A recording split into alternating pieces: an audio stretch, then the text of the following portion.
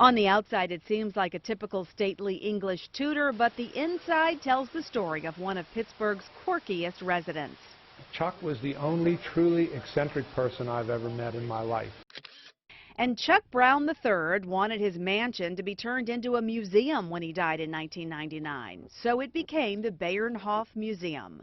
This is the formal dining room. A gorgeous home, but what makes it so special is the extensive collection of rare antique self-playing instruments. Just back in service this week is this amazing Seaberg photo player, which was designed to play along with silent movies. There's music and sound effects, such as babies crying, trains on the track, or fire engines. We have Dudley Do-Right galloping to save the day. The world is good and the birdies sing. But that's just a start. There are 85 music machines in the house.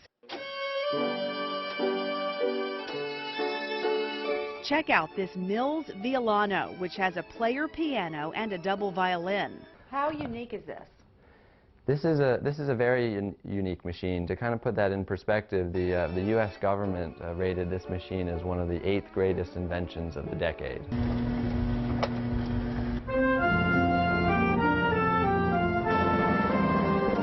Or how about this 1894 Welty II? There are fewer than 30 of these left in the world.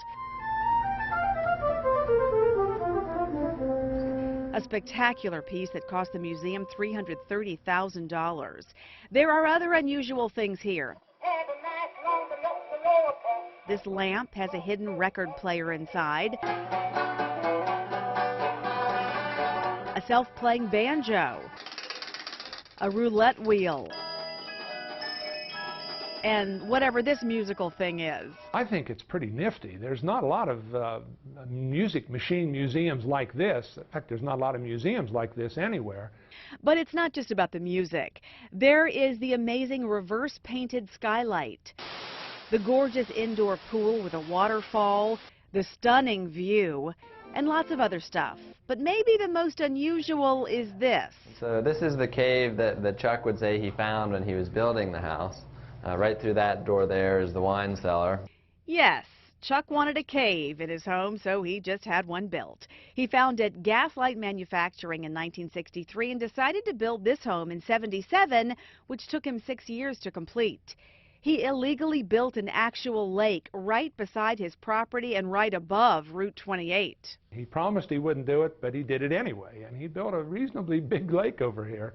Right on top of 28. Hanging out over Route 28. If it would have ever broken and gone away, Route 28 would have gone away too, because there was a lot of water in that lake. It was probably 14, 15 feet deep at the deepest part. When he died, his executors had to carefully drain it.